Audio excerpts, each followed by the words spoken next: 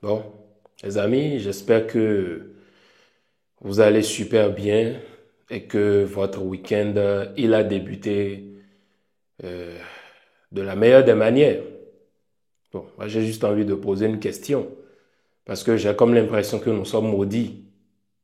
Et oui, j'ai comme l'impression que nous sommes maudits.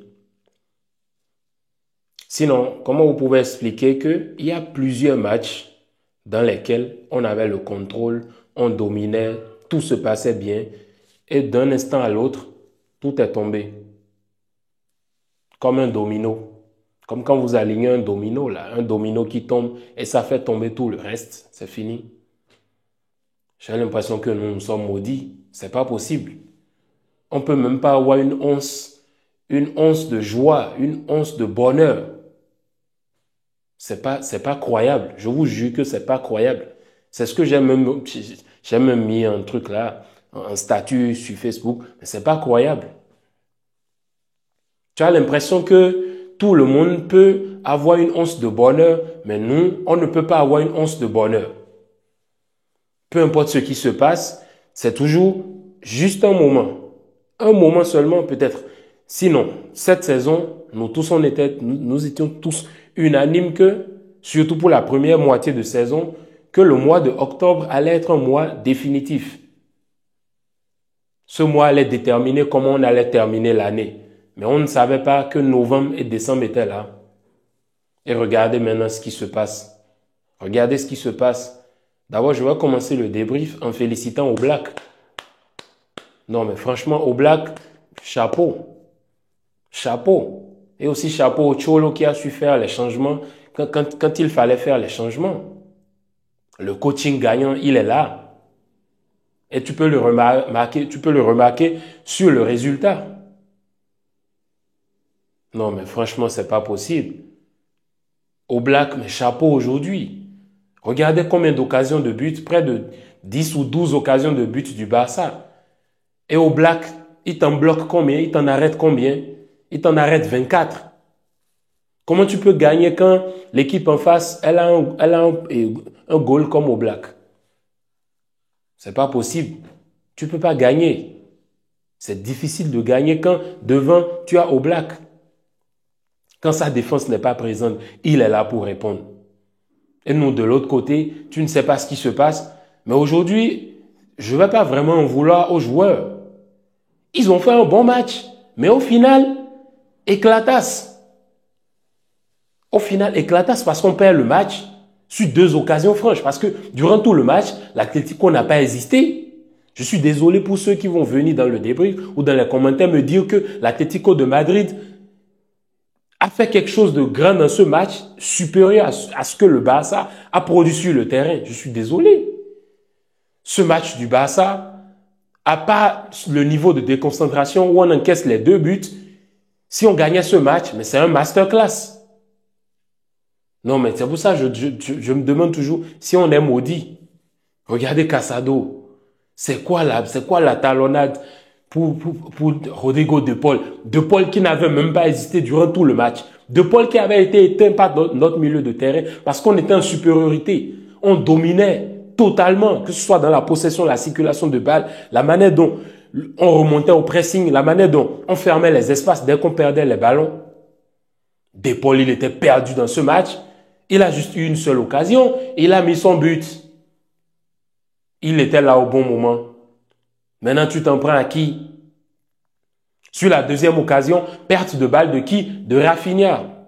De Rafinha. Et dans ce débris, ne bougez pas, hein, ne bougez pas, parce que il y a des joueurs dont on doit parler. Il y a des joueurs dont on doit parler aujourd'hui, parce que je pense que ça suffit maintenant. Ça suffit maintenant. Dans le précédent débrief, j'ai failli péter un câble, mais je suis resté tranquille. Et même dans ce débrief aussi, je vais rester tranquille parce que il faut rester lucide. Il faut rester lucide. Rafinha, mais c'est quoi cette perte de balle qui conduit au but? Et vous allez voir que maintenant, la ligne du hors-jeu, elle est comprise tranquillement. Vous voyez Koubassi qui essaie de délimiter, mais qu'est-ce qui se passe? Un joueur qui sort de nulle part, qui sort de derrière. Il faut juste temporiser, il faut juste attendre et filtrer la passe et c'est fini. Centre pour Sorlotte, Personne qui n'arrive à dégager la balle, ça traverse tout le monde et ça vient sur l'autre qui claque le but de la victoire à la dernière minute. À la dernière minute. Et maintenant, l'Atlético Madrid est premier. Et ce truc-là, c'est pas comme si on ne le disait pas. On le disait depuis. On le disait depuis, même dans mon précédent débrief. Je l'ai dit, nous sommes là, on est en train de rigoler. L'Atlético Madrid, ils vont passer, ils vont devenir premiers et on sera là, on ne va rien comprendre. Voilà ce qui vient de se passer. L'Atlético Madrid maintenant est premier de la Liga.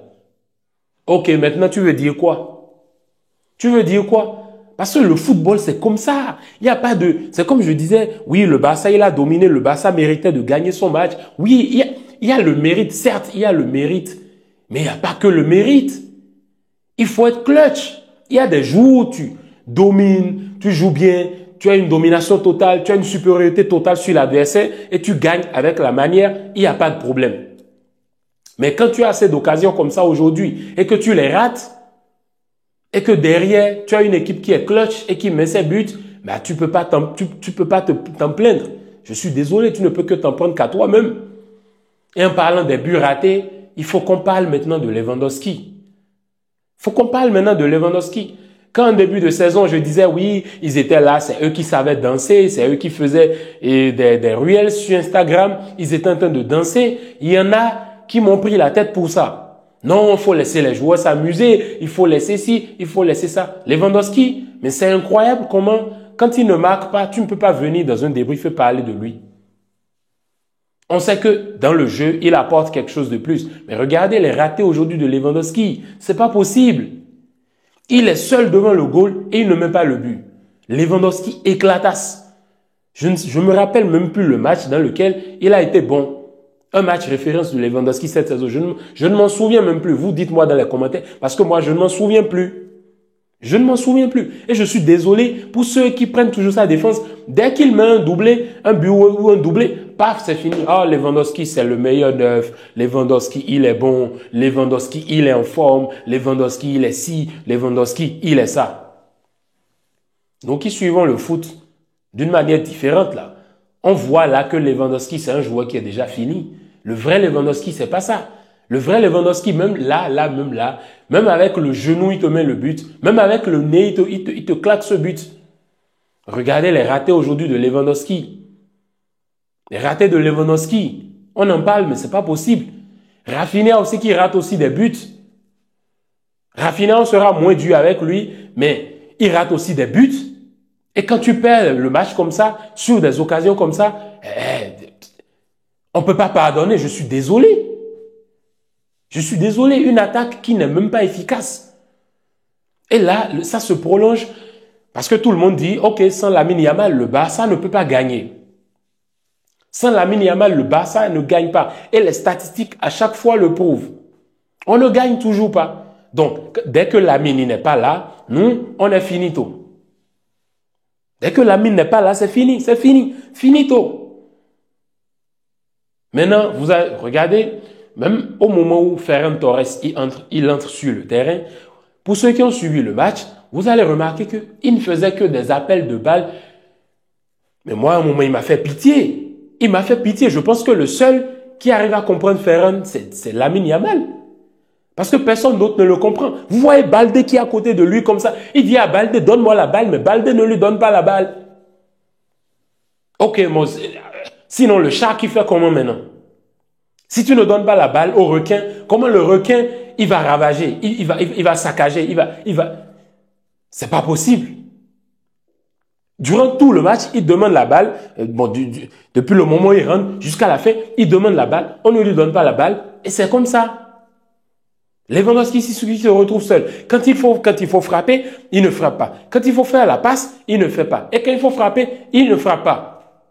Et quand il ne faut pas frapper, il frappe. Et Olmo aussi, la même chose. Tu vois, le gars est en train de faire une passe en profondeur sur l'autre côté et tu interceptes la balle. Pourquoi faire? Pourquoi faire? Non, mais ce match, c'est un hold-up. C'est un hold-up total de l'Atlético Madrid. Parce que quand vous regardez tout le match, ils n'ont pas hésité. Mais ils ont eu leurs occasions, ils ont claqué leur but et c'est fini. Et c'est fini. Tu peux venir ici, tu peux allumer ta caméra ou tu peux aller voir tes bros au quartier en train de discuter. Tu peux tout dire. Tu peux tout dire. Mais au final, regardez le score final, c'est 2-1. Et tu perds encore à domicile. Tu perds encore à domicile. On ne fait que perdre à domicile. Tout le temps, on perd à domicile. Moi, je ne me souviens même plus la dernière fois où on a gagné à domicile. Je pense que la dernière fois où on a gagné à domicile, j'étais en CM2. On ne gagne plus. Qu'est-ce que ça veut dire? Non, mais le Barça a abandonné la Liga. C'est clair. Et c'est comme je disais, autant mieux que l'Atlético gagne la Liga. Parce que jusque-là, c'est la seule équipe qui est sérieuse là. On sait que leur début de saison a été catastrophique. Le début de saison où tout le monde critiquait même Julian parce que Julian ne marquait pas, parce que Sorloth ne marquait pas, etc. Mais ils se sont repris. Et là, ils sont là. Ils sont premiers de Liga maintenant. Tu vas dire non, elle ne mérite pas. Non, non, non, non, parce que toi, quand il fallait faire les choses, tu as été éclatasse. Non, je suis désolé. Si le Barça se respecte, pour une ligue, dans une ligue où le Barça se respecte, normalement à l'heure là, on a peut-être 10 à 11 points d'avance sur le deuxième. Mais on ne sait pas gérer. On a mis tout le rouleau compresseur en octobre. On a tabassé tout le monde. On a tapé le Real, le Bayern, le CI et tout le monde, les Avengers. On a tapé tout le monde. Maintenant, on se retrouve troisième. C'est rigolo, hein? C'est rigolo. Ça, en vrai, ça ne fait même plus rire, quoi. Ça fait pitié. Ça fait pitié d'être autant maudit, d'être autant éclatasse, quoi. Sinon, je ne peux pas comprendre. Comment... Mais à part ça, il n'y a pas que des points négatifs. Parce que jusque-là, on s'attarde sur les points négatifs. Mais dans ce match, le point positif, c'est Pedri, le MVP du match. Le top de ce match, c'est Pedri, dans tous les sens du terme. Normalement, ce match de Pedri, c'est enseigné dans les écoles de football pour tous les joueurs qui ont envie d'être milieu créateur. Pour tous les jeunes, là, les petits qui ont envie d'être milieu de terrain, c'est un match qu'il faut leur enseigner, qu'il faut leur montrer, qu'ils doivent suivre. Non, mais Pedri, aujourd'hui, précis à 100%. Non, mais moi, ça me fait mal pour lui. Ça me fait mal pour lui, je suis désolé. Regardez tous les efforts qu'il a fait sur le terrain, tout ce qu'il a abattu. Pedri, actuellement, milieu de terrain, il n'y a personne qui s'assoit à sa table. Je suis désolé de le dire comme ça, mais Pedri, à l'heure actuelle, personne ne s'assoit à sa table. Pourtant, tout le monde l'a lâché. Eux tous, ils l'ont lâché. Ils l'ont tous abandonné. Pedri, qu'est-ce qu'il n'a pas fait aujourd'hui? Récupération de balles, circulation de balles, les passes en profondeur, les passes distillées, les transversales. Regardez les passes qu'il envoyait. 2 passes pour Rafinha, qui sont des passes de goal. Et il ne les claque pas. Regardez les passes en profondeur impeccables, incroyables, le centre de gravité. Il tourne, il retourne sur lui-même. Quand il a la balle, tu ne peux pas lui prendre la balle. Je suis désolé. Quand Pedri il a la balle, tu ne peux pas lui prendre la balle parce que c'est lui le maestro. C'est lui qui dicte le tempo sur le terrain. Et au final, ils l'ont tous lâché. Ils l'ont tous lâché. Pourquoi? Parce que tu ne peux pas faire un masterclass dans un match pareil. Et ce n'est pas le seul match de Pedri. Ce n'est pas le seul match référence cette saison. On dirait que chaque match, c'est des matchs références. Parce que ce qu'il est en train de montrer sur le terrain, mais c'est énorme, c'est incroyable. Actuellement, personne ne s'assoit à sa table. Mais au final, tu as un joueur comme Pedri, mais tu perds le match. Tu n'es pas premier de la Liga. Pourquoi? Parce qu'offensivement, l'animation offensive n'est plus ce qu'elle était. Certes, on a la meilleure attaque de Liga et la meilleure attaque en Europe. Mais sur les derniers matchs, c'est dans les matchs cruciaux comme ça qu'il faut gagner. Je suis désolé. C'est dans les matchs comme ça qu'il faut gagner. Et là, Pedri, il délivre un masterclass total. Mais il a été abandonné par ses coéquipiers. Abandonné par ses coéquipiers. Totalement. Non, mais c'est pas sérieux. C'est pas sérieux. Olmo aussi, qui a des occasions et qui fait de la merde.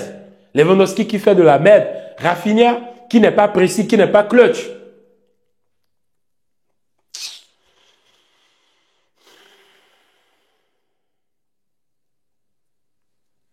Non, c'est pas croyable, quoi. Franchement, non, mais nous sommes maudits. Nous sommes maudits, c'est pas possible. Tu vois le mois d'octobre du Barça, Après, tu vois celui de novembre et de décembre et c'est pas la peine. C'est pas du tout la peine. Maintenant, vous voulez que je dise quoi? Nous sommes éclatasses. Nous sommes éclatasses. Et ce qu'on disait est en train d'arriver maintenant. Ce qu'on disait est en train d'arriver maintenant. Maintenant, tu t'en prends à qui?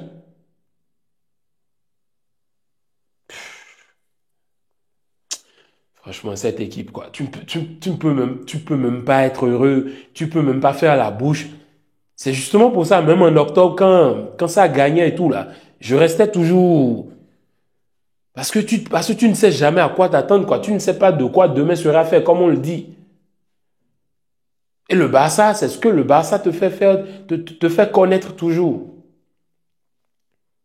Des week-ends comme ça, tu peux même pas être heureux. Tu es là, tout le temps, tu es malheureux. C'est incroyable comment ton équipe préférée peut dicter ton humeur, peut dicter la manière dont tu passes ton week-end, peut dicter la manière dont tu interagis avec les autres, que ce soit avec ta femme, que ce soit avec ta famille, avec tout le monde. Mais c'est pas possible. Maintenant, ils perdent à la dernière minute. Quand tu vois la première mi-temps et la deuxième mi-temps, la première mi-temps, domination totale, deuxième mi-temps aussi, domination totale à 90%. Et au final, tu perds. L'Atlético sort dans ton dos et repasse premier. Non, mais c'est pas possible. Vous dites-moi dans les commentaires ce que vous avez pensé de ce match, parce que moi, franchement, je ne sais plus quoi dire. Moi, je ne sais plus quoi dire. Je suis fatigué.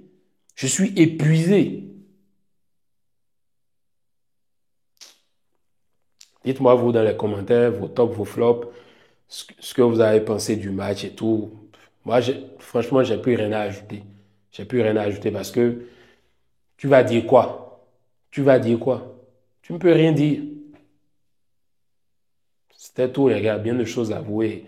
Passez un bon week-end. On se retrouve demain pour le débrief du match du Real et Peace.